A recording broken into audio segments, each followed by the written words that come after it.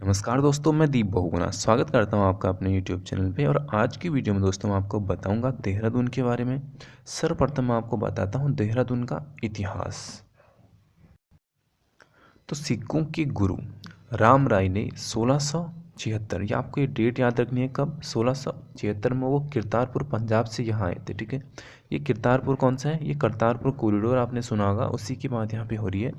तो यहाँ से आए थे ये देहरादून। ठीक है, अब उस टाइम पे क्या था कि यहाँ पे एक छोटी सी बस्ती थी देहरादून नाम से, उन्होंने यहाँ पे डेरा डाला था और इसी के कारण क्या हुआ कि यहाँ का नाम पड़ गया देहरादून। ठीक है, आपको इसका नाम याद रखना है कि पहले क्या पड़ा था, देहरादून पड़ा था। ठीक है, कई किताबों में इनकी आगमन की जो तिथि है इसमें थोड़ा सा चेंज आता है, कहीं पे ये 1699 भी आता है। ठीक है, तो इसी के बाद से क्या हुआ कि यहाँ पे देहरादून इसका नाम पड़ा। और बाद में चलते चलते जब यहाँ पे आए थे ब्रिटिश लोग, ठीक है, तो ब्रिटिश लोगों को डे डे इनसे बोला नहीं जाता, तो उनने क्या कर दिया, वो फिर से देहरादून कर दिया। ठीक है, तो यहाँ पे तो आपको इसकी ब्रीफ हिस्ट्री पता चल गई। इसके बाद क्या होता है, अन्य देखो कि जो हमारा था किंवदंती के अनुसार देहरादून का नाम पहले द्रोणनगर था। ठीक है, पहले क्या था, द्रोणनगर। अब यहाँ पे क्या था कि पांडवों के गुरु द्रोणाचार्य ने यहाँ तपोभूमि बनाई थी, इस कारण इसको पहले क्या कहते थे, द्रोणनगर कहते थे। और धीरे धीरे अब ये क्या हुआ कि टाइम के साथ नाम चेंज होते रहा और ये क्या बन गया, देहरादून बन गया। इतिहासकारों के अनुसार देहरादून का प्राचीन नाम पृथ्वीपुर था। ठीक है, अच्छा ये अलग अलग नाम क्यों होते हैं? अब ऐसा होता है कि एक इतिहासकार है उसने अपने अनुसार बताया, दूसरा इतिहासकार है उसने अपने अनुसार बताया, तो इसलिए इनमें मतभेद जरूर होंगे। ठीक है, जैसे कि यहाँ पे बहुत सारे मतभेद तो आपने अभी अभी देख लिए, जैसे कि द्रोणाचार्य आए तो द्रोणनगर उसका नाम हुआ था, और उन्होंने क्या किया था, देहरादून किया था, और यहाँ पे पृथ्वीपुर। ठीक है, तो ये चेंज आपको देखने को हर जगह मिलते हैं। टिहरी नरेश फतेह शाह ने गुरु राम राय की 3 ग्राम दान में, अब इन्होंने क्या किया था, फतेह शाह ने गुरु राम राय को, ठीक है, 1699 या जब भी वो आए थे उस टाइम की बात हो रही है यहाँ पर, उन्होंने क्या किया था, 3 ग्राम दान में दिए थे।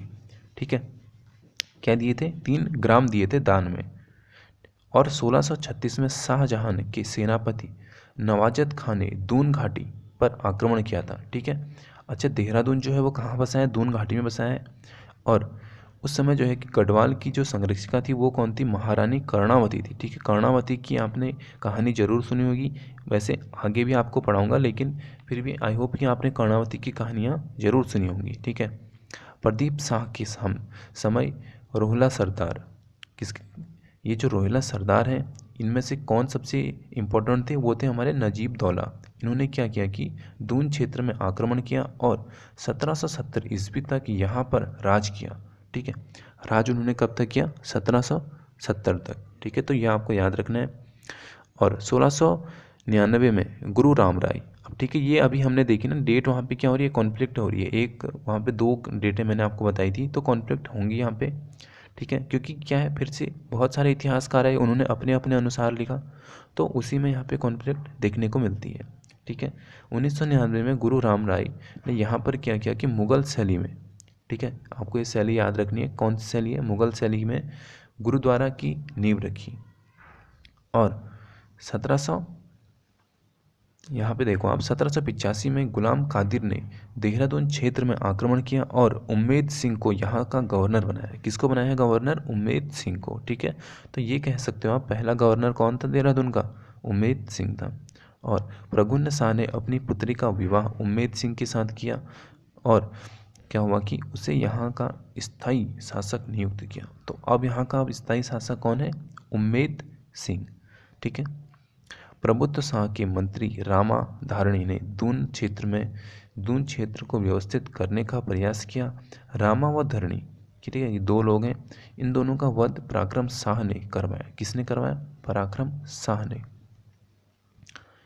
1803 में गोरखाओं ने गढ़वाल पर आक्रमण किया और 14 मई 1804 में देहरादून के खुड़बुड़ा मैदान में गोरखों एवं प्रगुन्न शाह के बीच युद्ध हुआ। प्रगुन्न शाह मारा गया और 1815 तक देहरादून किसके अधीन रहा था, गोरखाओं के अधीन। ठीक है, तो ये आपने जब इंडिया की हिस्ट्री पढ़ी होगी तो वहाँ पे भी आपने देखा होगा कि देहरादून पर किसका शासन था पहले, गोरखाओं का। ठीक हो गया। और इसके अलावा क्या है, इसके अलावा यहाँ पे ये है कि 1398 में, इससे बहुत टाइम पहले की बात चलेगी, ठीक है, मोहन दर्रा से तैमूर लंग ने देहरादून में प्रवेश किया था, ठीक है। तो बेसिकली उसने प्रवेश किया था और उस टाइम पे वो इतना पावरफुल था कि यहाँ पे कोई भी शासक उसकी लेवल में टिक नहीं पाया होगा, तो इसलिए ये ज़्यादा थ्योरी हम पढ़ते नहीं हैं। 1815 में क्या हुआ था, दून क्षेत्र में अंग्रेजों के अधीन हो गया।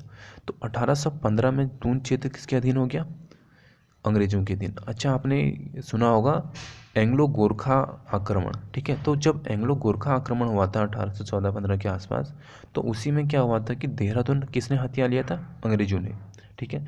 और उसके आज़ादी के बाद तक देहरादून अब किसी के पास है, यहाँ पे इंडिया में आ गया आज़ादी के बाद, ठीक है, ऑटोमेटिकली, ठीक है। 1814 में क्या हुआ था कि अंग्रेजी सेना मोहल्डन व तिमली दर्रों से देहरादून आई थी। और 1814 में नाला पानी, ठीक है, ये आपको नाम जरूर याद रखना है, नाला पानी में बलभद्र शाह थापा व जनरल जिलेस्पी के नेतृत्व में अंग्रेजों की जो सेना थी, इन दोनों के बीच युद्ध हुआ, ठीक है। ये आपको युद्ध रखना है 1814 का युद्ध, ठीक है, ये आपको याद रखना है। नाला पानी में 2 स्मारक, एक खांगला स्मारक, और जो खांगला स्मारक है ये किस पे है, जनरल जिलेस्पी और उनके सिपाहियों की स्मृति में बनाया गया है, ठीक है। खांगला स्मारक एक बार डायरेक्टली यहाँ से ग्रुप डी में क्वेश्चन पूछा गया था कि जो खांगला स्मारक है ये कहाँ पे बनाया गया, तो ये बनाया गया जनरल जिलेस्पी और उनके सिपाहियों की स्मृति में। और जो दूसरा स्मारक है ना, वो खांगलागढ़ी में बलभद्र शाह और उसके सैनिकों की स्मृति में बनाया गया था, ठीक है। तो आपको ये दोनों याद रखने, दूसरा वाला खांगलागढ़ी में बनाया गया है बलभद्र शाह के नाम पे। देहरादून की जो स्थापना है 1857 में हुई थी, जिसे सहारनपुर मंडल में, ठीक है, किससे, कौन सा मंडल, सहारनपुर मंडल, ये कहाँ आता था, यूपी में, ठीक है, क्योंकि पहले तो हम यूपी में थे, इसलिए सहारनपुर मंडल में इसको शामिल किया गया। और 1825 को देहरादून को कुमाऊं मंडल में शामिल किया गया, ठीक है। कब किया गया, 1825 में देहरादून को कुमाऊं मंडल में शामिल किया गया। 1829 में देहरादून के साथ जैनसार भाबर, ठीक है, भाबर का नाम आपने जरूर सुना होगा, जैनसार भाबर का उपयुक्त रखकर मेरठ मंडल में इसको रखा गया। तो आप देख लो कैसे मंडल चेंज हो रहे हैं, पहले ये गया था सहारनपुर मंडल में, उसके बाद 7 साल बाद यह आता है कहाँ, कुमाऊं मंडल में, उसके बाद यहाँ कहाँ चले जाता है 4 साल बाद, मेरठ मंडल में, अभी कहाँ है, गढ़वाल मंडल में। तो आप देख रहे हो कहाँ है। 1867 में देहरादून नगर पालिका बनाई गई और 1871 में देहरादून को अलग जिला के रूप में प्रकाशित हुआ। यानी यहाँ पे क्या हुआ कि 1871 में ये कब आया, अस्तित्व में कब आया, 1871 में, ठीक है। 1975 में देहरादून को गढ़वाल मंडल में शामिल किया गया और 9 दिसंबर 1998 को देहरादून नगर निगम बनाया गया। अभी क्या है, देहरादून हमारी कैपिटल है 2000 से, ठीक है, 9 नवंबर 2000 से क्या है, देहरादून हमारी कैपिटल है। अच्छा, देहरादून का जो प्रशासन है ये भी देख लेते हैं एक नज़र में। तो देहरादून में विकास खंड कितने हैं, 6 हैं। नगर निगम तो यहाँ पे कितने हैं, 2 नगर निगम है। और देहरादून जिले का जो जनसंख्या घनत्व है ये है 549। जनसंख्या घनत्व क्या होता है, ये मैंने आपको पिछली वीडियो में बताया था, यानी 1 किलोमीटर के दायरे में कितने लोग रहते हैं। तो यहाँ पे 1 किलोमीटर के दायरे में कितने लोग रहते हैं, 549। देहरादून जिले का लिंगानुपात बहुत बार पूछा जाता है, तो ये है 902। लिंगानुपात कैसे निकालते हैं, यहाँ पे 1000 पुरुष हैं, तो 1000 पुरुषों के रेशियो में कितनी और यहाँ पे फीमेल यानी महिलाएं हैं, तो ये है 902, ठीक है। इसके बाद देखो कि देहरादून जिले की कुल साक्षरता दर क्या है, तो ये है 84.25।